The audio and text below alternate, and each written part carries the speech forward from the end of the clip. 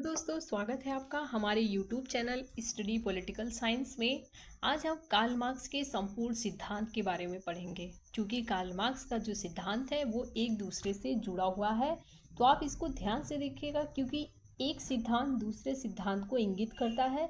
अगर आप एक सिद्धांत को समझ गए तो आप समझ सकते हैं कि पूरे सिद्धांत को समझ सकते हैं, और अगर आप एक को भी मिस कर देते हैं तो दूसरे को समझने में थोड़ी आपको मुश्किल आएगी।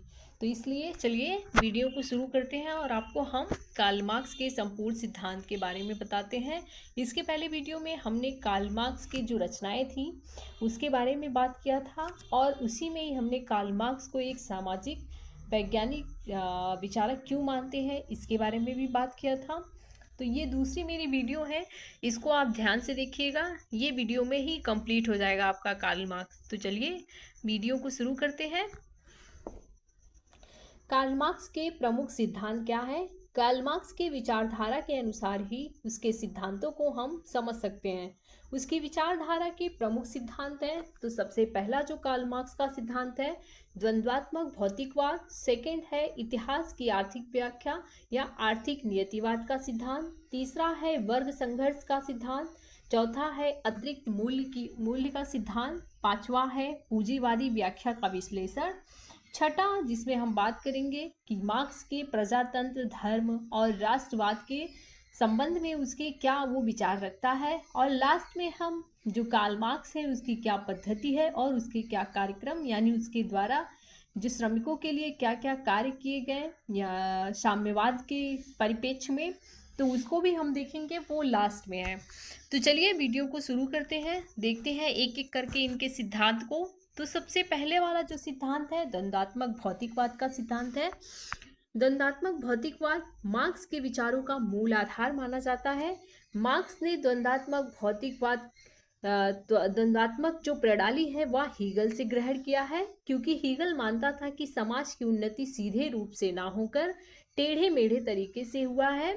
यानी आप समझ सकते हैं कि जो द्वंद्वात्मक जो प्रणाली है मार्क्स की, इन्होंने हीगल से लिया है। फर्क इतना है कि मार्क्स ने हीगल ने जो द्वंद्वात्मक प्रणाली दी हुई है इसमें नैतिकता विचारों की बात करता है, जबकि जो मार्क्स है आप एकदम अच्छे से समझ सकते हैं ये भौतिकवाद।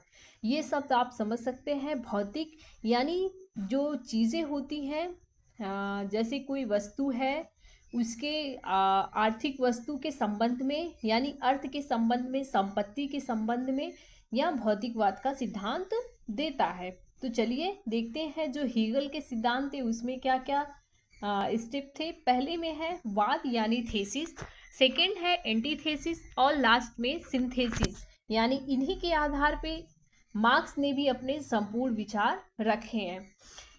तो ये जो इनका नियम था थेसिस, एंटीथेसिस और सिंथेसिस, ये किसी लास्ट निष्कर्षण पर ये किस तरह से निकलते थे। मान लीजिए अगर किसी कोई नियम बनता है या किसी के बारे में कोई चर्चा उठती है, तो सबसे पहले ये वाद कहलाएगा, जिसमें कुछ समय तक तो कोई विरोध नहीं होगा, लेकिन कुछ समय के बाद, यानी जैसे आप और हम एक दूसरे किसी चीज़ के बारे में बात करते हैं, कुछ समय तक आप हमारी बातों से सहमत हैं, तो ये एक तरह से थेसिस हुआ। लेकिन कुछ समय के बाद आपके अंदर मेरी बातों को लेकर कुछ विरोध उत्पन्न होने लगता है, यानी आपको गलत लगने लगता है, तो इसी को ही हम एंटीथेसिस मान लेंगे। ठीक। और लास्ट में जो सिंथेसिस है, ये जो थेसिस और एंटीथेसिस, यानी आप और हम मिलकर जिन बातों पे चर्चा कर रहे हैं उन आप में और हमारी बातों के बीच में लास्ट में जो निष्कर्षण निकलेगा उसी को ही हम सिंथेसिस बोलेंगे। पूंजीवाद या व्यक्तिगत संपत्ति की व्यवस्थावाद है, जिसमें समाज दो वर्गों में बंट जाता है। इन विसंगतियों के कारण समाज में संघर्ष उत्पन्न होता है। मार्क्स देखिए यहाँ पे बताना चाहता है जो संपत्ति को लेकर, व्यक्तिगत संपत्ति है, यानी जो पूंजीवादी व्यवस्था है यूरोप में चल रही है, जिसकी वजह से समाज दो वर्गों में बट गया है। एक इन पूंजीवादी व्यवस्था से पहला वर्ग पूंजीपति और दूसरा जो कि आता है श्रमिक वर्ग, ये इनके लिए काम करता है।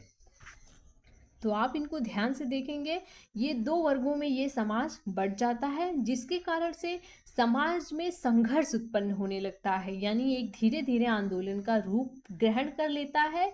यही वाद और प्रतिवाद का एक अच्छा उदाहरण है। और लास्ट में ये संघर्ष जब उत्पन्न होता है तो एक आंदोलन का रूप लेकर एक अधिनायक तंत्र, यानी जो श्रमिकों का अपना वर्ग होता है, यानी पूंजीपतियों का नष्ट हो जाना और श्रमिकों का अधिनायक तंत्र को स्थापित करना, यानी ना राज्य रहेगा ना पूंजीपति रहेंगे, यहाँ पर सिर्फ समानता रहेगी, वो श्रमिकों की राज्य सत्ता होगी। तो इसी को ही अधिनायक तंत्र कहेंगे। तो ये मार्क्स बताता है जब ये दोनों समाज आपस में संघर्ष करते हुए समाप्त होंगे तो सिर्फ और सिर्फ श्रमिक वर्ग का ही वर्चस्व रहेगा, जिसमें ऊंच नीच की भावना अपने आप ही समाप्त हो जाएगी। देखिए आगे मार्क्स बता भी रहा है, जिसमें जो व्यक्तिगत संपत्ति है, यानी आप देख सकते हैं जो व्यक्तिगत संपत्ति है वो उसके स्थान पर सार्वजनिक स्वामित्व की अवस्था होगी, यानी जो संपत्ति कुछ लोगों के हाथ में थी, पूंजीपतियों के हाथ में थी, अब वही संपत्ति सभी लोगों के हाथ में होगी।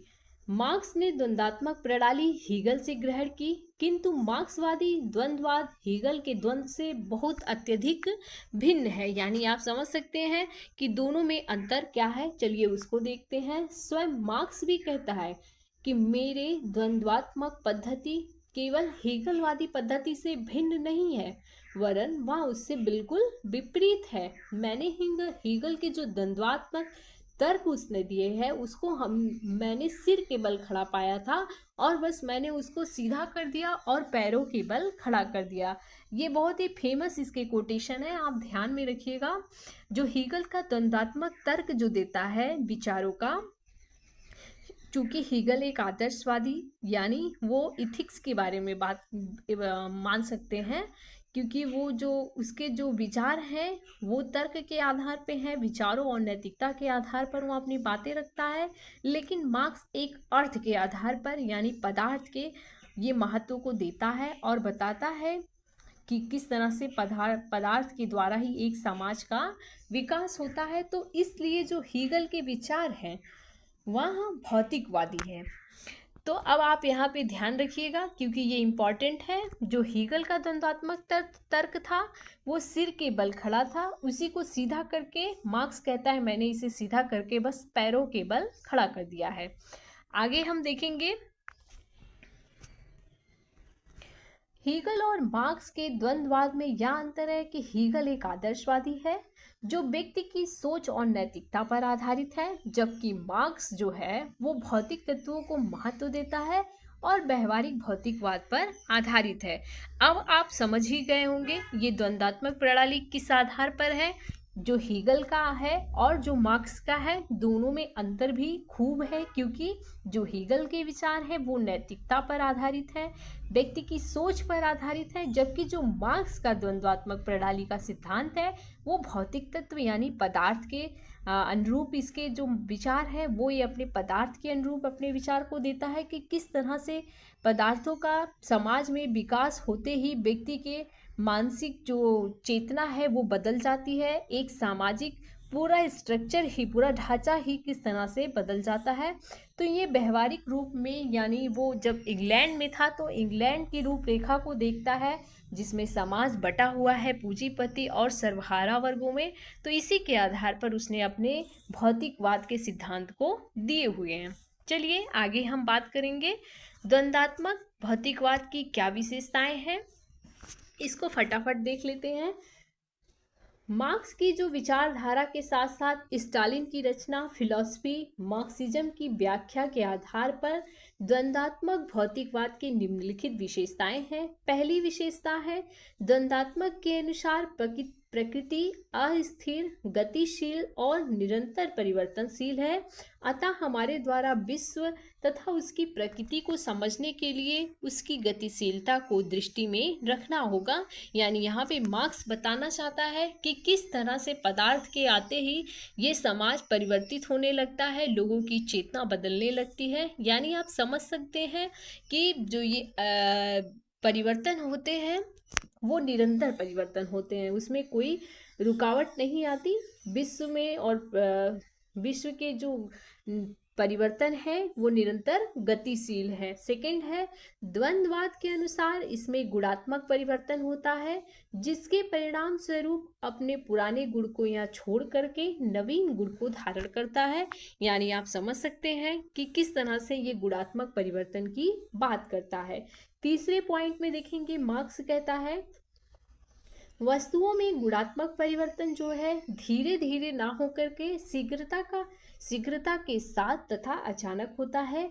यानी एक श्रमिक के जो विचार होते हैं वो किस तरह से परिवर्तित होते हैं भौतिक वस्तुओं के आधार पर, यानी वो पदार्थ यानी व्यक्ति की जो इच्छाएं होती है उसी के आधार पर व्यक्ति एक के बाद एक पदार्थ को चुनने का प्रयास करता है, जिसमें समाज के जो विकास होते हैं बहुत शीघ्र होते हैं और अचानक से ये समाज को बदल देते हैं।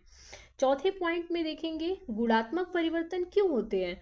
मार्क्स इसका उत्तर हीगल के विचारधारा के आधार पर देता है कि किस तरह से हीगल ने अपने विचार दिए हैं, उसको देखिए। उसके अनुसार वस्तुओं में शाश्वत अंतर विरोध पाया जाता है और परस्पर विरोधी तत्वों के संघर्ष के परिणाम स्वरूप वस्तु में गुणात्मक परिवर्तन होता है। और आप समझ सकते हैं कि किस तरह से मार्क्स जो ये वस्तु की बात कर रहा है कि किस तरह से अगर दो वस्तुएं आती हैं आपस में, इनके बीच में जो संघर्ष होते हैं, संघर्ष के परिणाम स्वरूप ही गुणात्मक परिवर्तन होते हैं। लास्ट में देखेंगे द्वंद्वात्मक भौतिकवाद आर्थिक तत्वों को केंद्र मानता है। यानी जो द्वंद्वात्मक भौतिकवाद मार्क्स का जो ये प्रणाली दी हुई है इसने, यह आर्थिक तत्वों को केंद्र मानता है। यानी पदार्थ को, जैसे संपत्ति हो गई, आपका घर हो गया या कोई भी चीज़ आर्थिक वस्तुएं, तो ये भौतिक चीज़ों को ही इम्पोर्टेंस देता है और पदार्थ को संपूर्ण विश्व की नियंत्रक शक्ति के रूप में मानता है। यानी ये समझता है कि ये पूरा विश्व उस पदार्थ के इर्द गिर्द में घूमता है। यानी व्यक्ति की जो इच्छाएं होती हैं, जो आकांक्षाएं होती हैं, वो पदार्थों के अनुरूप इर्द गिर्द ही घूमता है, व्यक्ति उनको पाना चाहता है। तो चलिए किस तरह से इसकी आलोचना भी हुई है द्वंद्वात्मक भौतिकवाद का, उसको भी देखेंगे। तो सबसे पहले है पॉइंट इसमें, द्वंद्वात्मक भौतिकवाद अत्यधिक अस्पष्ट है। दूसरा है, एक तरफ जहां मार्क्स मानव की चेतना को भौतिक तत्वों के अधीन मानता है, वहीं दूसरी ओर सर्वहारा वर्ग की क्रांति भी मानवीय चेतना का ही परिणाम है।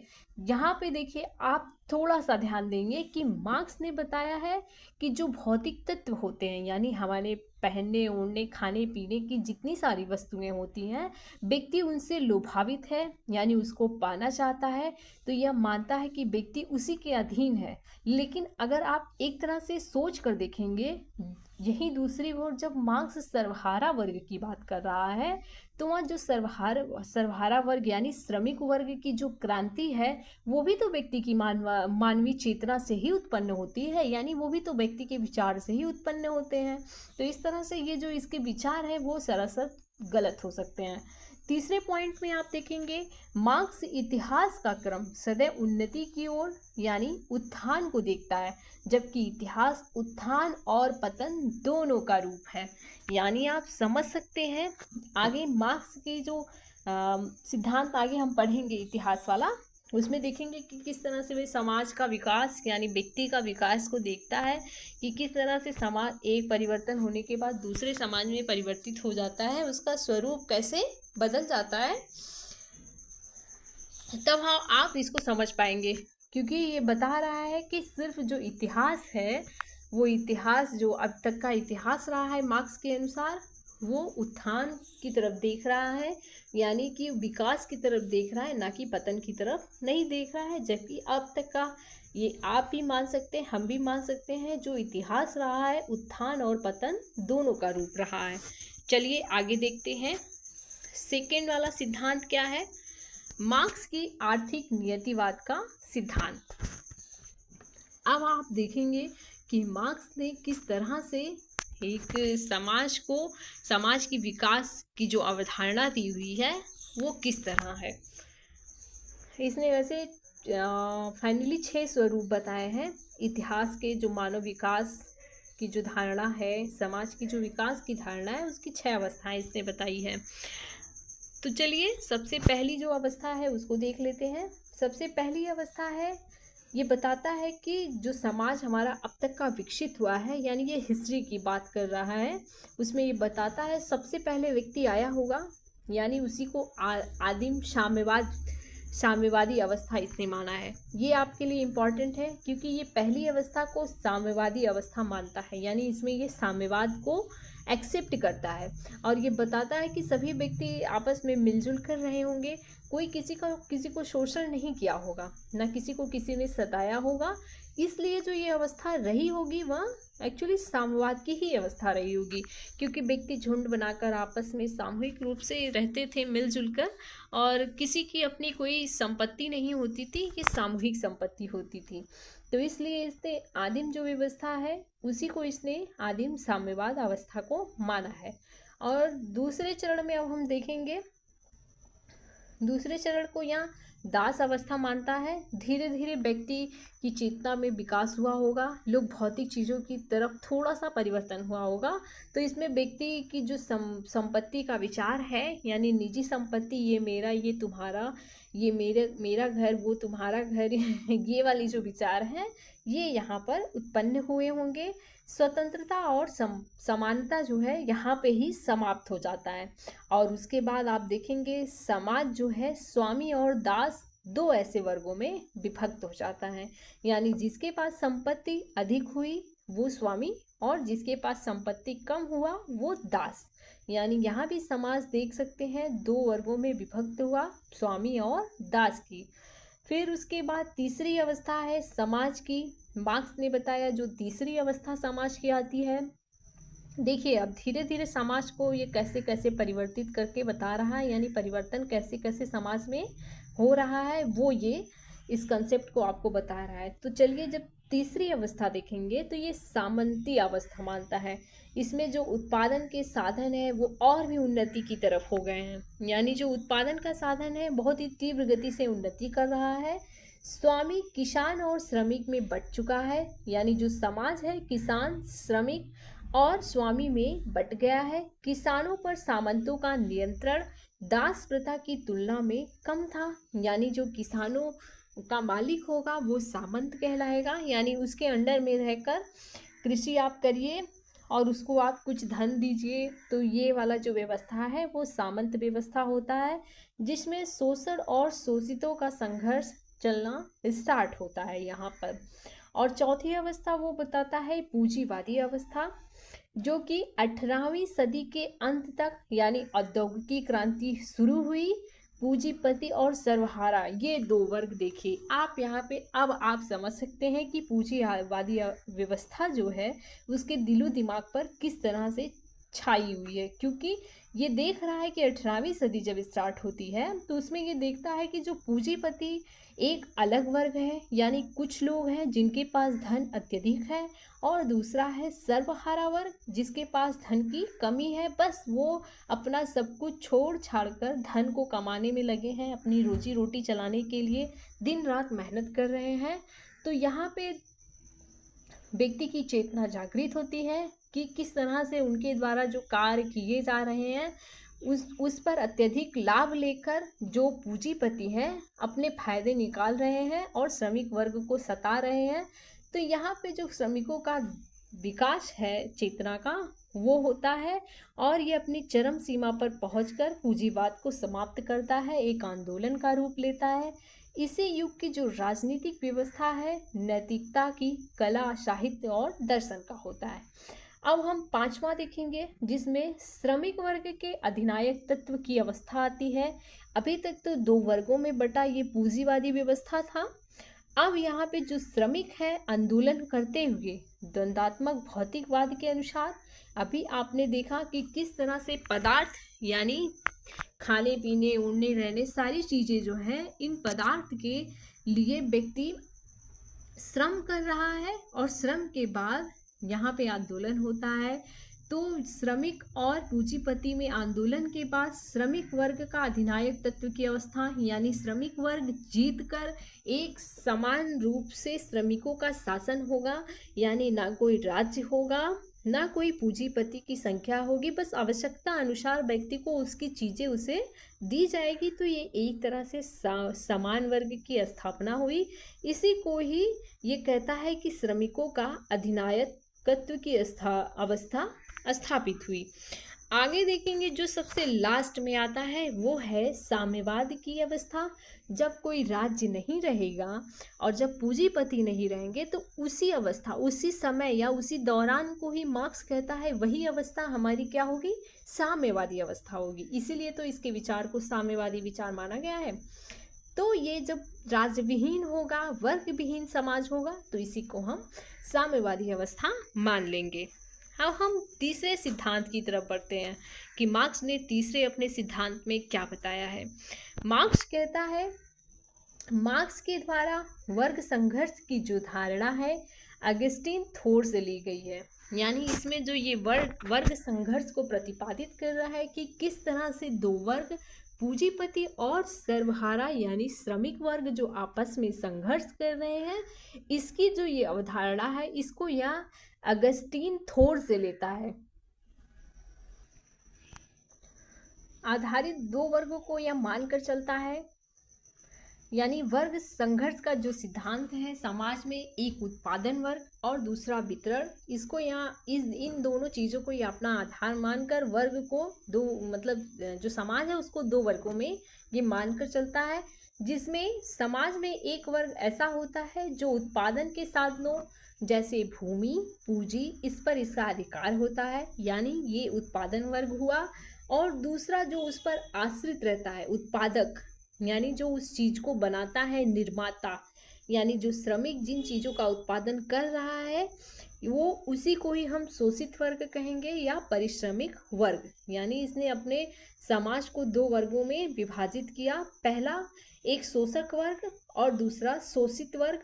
शोषक जो पूंजीपति जिसके अंडर में श्रमिक अपना कार्य कर रहा है, लेकिन वो जो दूसरा वर्ग यानी अधिक संख्या में जो श्रमिक है उसी को हम शोषित वर्ग कहेंगे।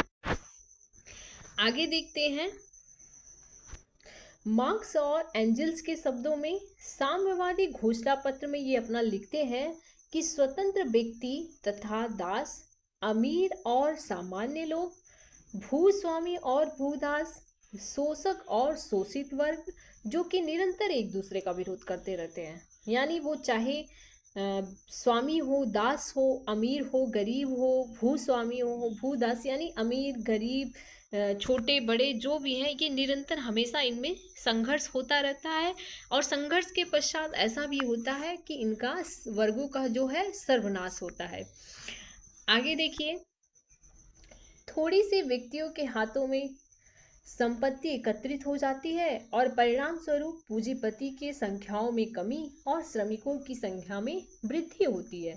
यानी जब थोड़े व्यक्तियों के हाथों में संपत्ति एकत्रित हो जाएगी तो जो श्रमिक वर्ग है उनकी तो संख्या अधिक हुई, लेकिन जो पूंजीपति हुए उनकी संख्या कम हुई, क्योंकि वो थोड़े से ही तो लोग हैं जिनके हाथों में ढेर सारी संपत्ति है। तो इस प्रकार से जो श्रमिक वर्ग हैं उनके अंदर चेतना का निरंतर विकास होता है।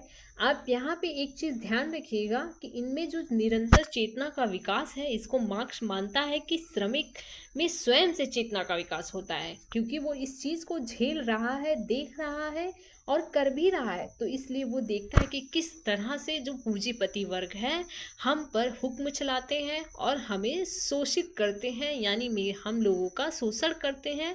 तो ये जो व्यक्ति का चेतना है किस तरह से ओपन हो रहा है, तो ये मार्क्स मानता है। लेकिन यहीं पे अगर आगे आप लेनिन के विचार को देखेंगे तो लेनिन कहता है ऐसा नहीं है, क्योंकि श्रमिक का खुद का अपने चेतना का विकास नहीं होता है, उनको अलग से उनको जागृत किया जाता है। तो वो अपने एक दल का भी सिद्धांत देता है।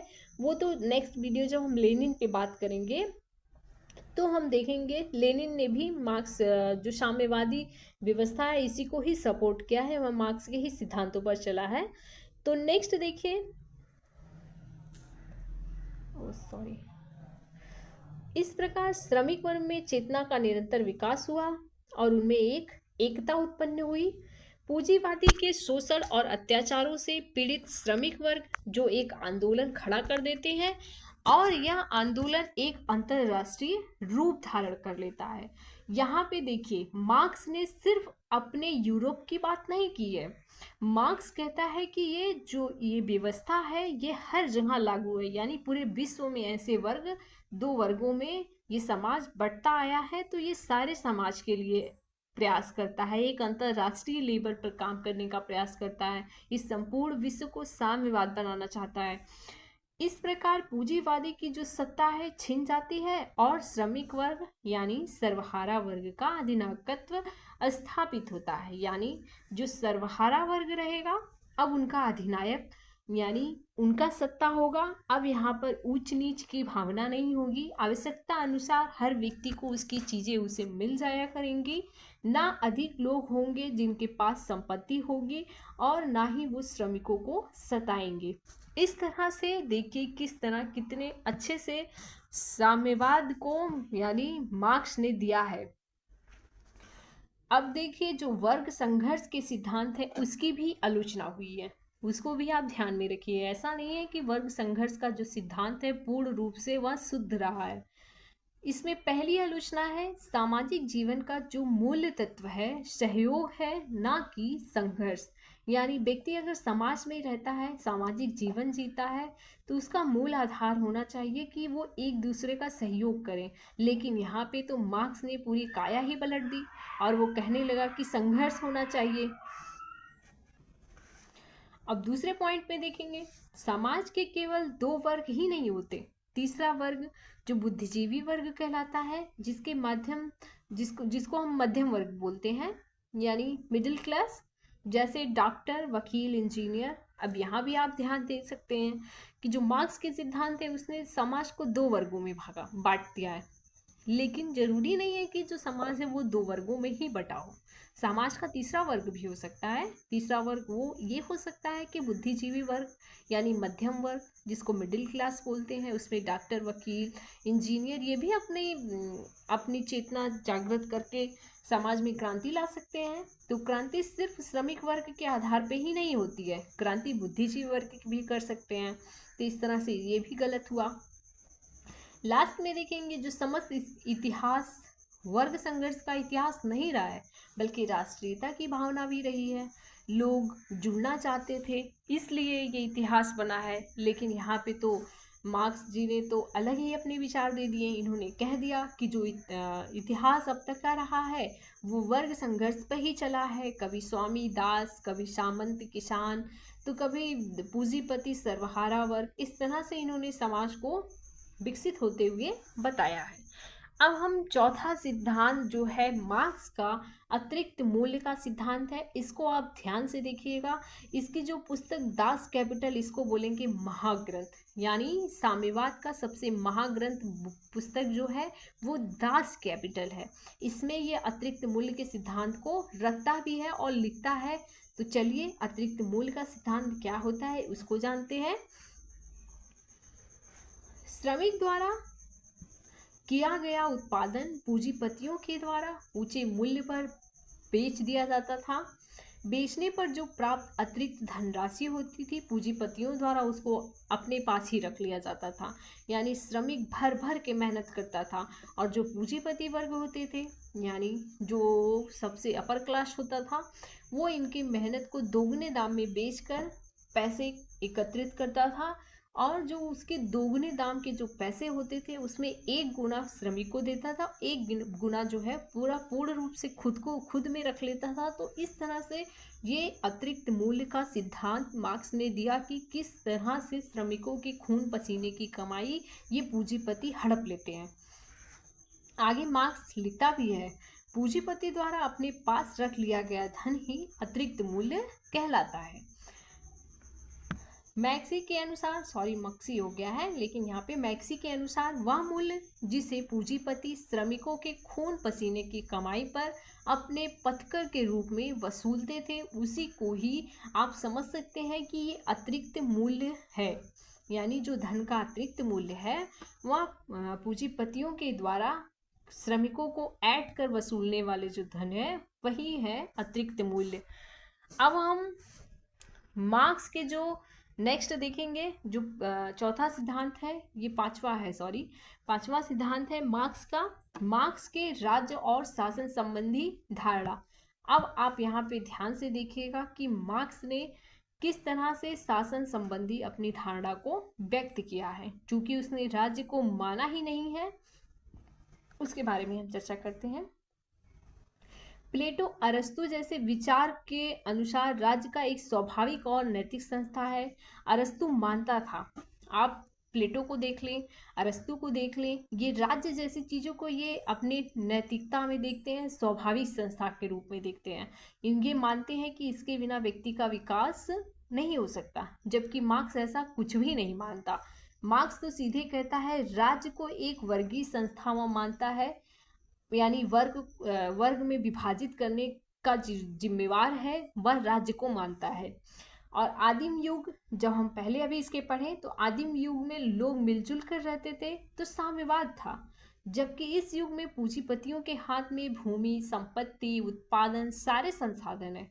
यहाँ पर जो दासों का शोषण करते हैं, श्रमिकों का शोषण करते हैं, इस तरह से ये कहता है कि राज्य जो वर्ग को बना रहा है वो राज्य इसका जिम्मेदार है। यानी अब आप समझ सकते हैं कि राज्य को क्यों अच्छा नहीं मान रहा है। इसी तरह से मार्क्स मानता है और अपने विचार को देता है कि राज्य केवल एक यंत्र है जिसकी सहायता से जो एक वर्ग दूसरे वर्ग का शोषण करता है।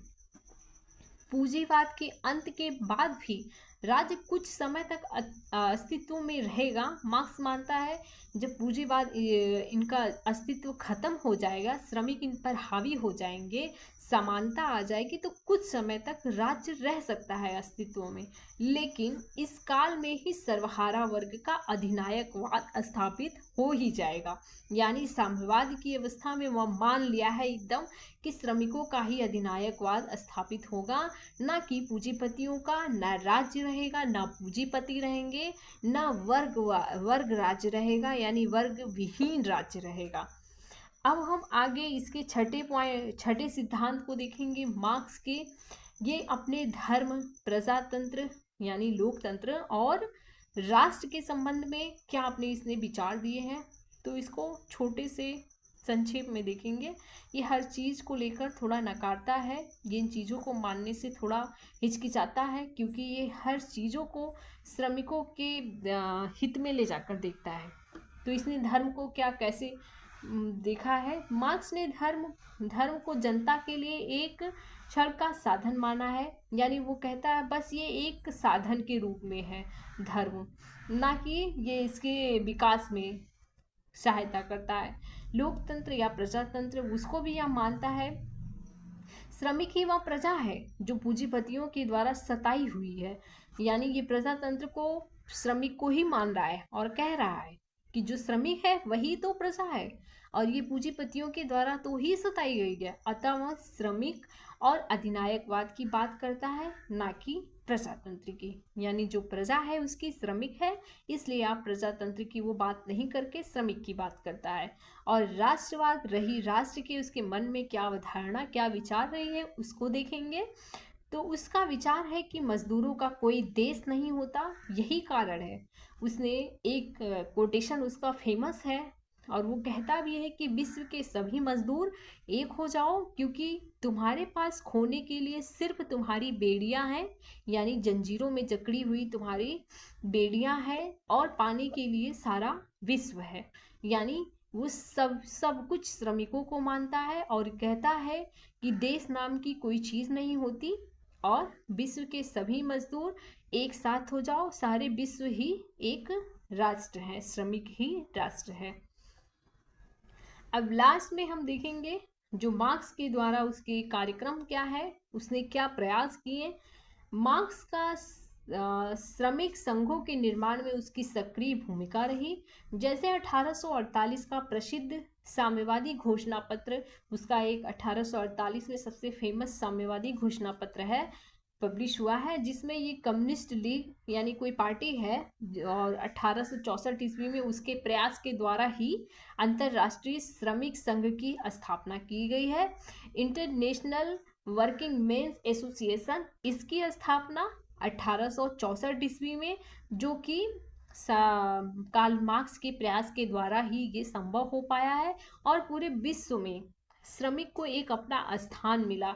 ये भी कार्ल मार्क्स का ही संघर्ष रहा है। कार्ल मार्क्स ने अपने जीवन के अंतिम क्षण तक श्रमिकों के लिए, लोगों के हित में कार्य किया, श्रमिकों को जगाने का कार्य किया, श्रमिकों के लिए किस तरह से श्रमिकों को पूंजीपतियों की जो चंगुल से छुड़ाया जाए, इसके लिए उसने बहुत सारे भाषण दिए, कई देशों में जाकर बहुत सारी योजनाएं चालू करने के प्रयास किए, बहुत सारे इसने पार्टियां बनाई और लीग को स्थापित किया। ये इसके बहुत सारे कार्य रहे। तो चलिए हमारा वीडियो समाप्त होता है। अगर वीडियो आपको पसंद आया हो तो प्लीज़ शेयर और सब्सक्राइब करें। Thank you. मिलते हैं नेक्स्ट वीडियो में, जो कि वो हमारा लेनिन पर बना होगा। वो भी यूजीसी नेट के ही सिलेबस है, तो उसको भी हम देख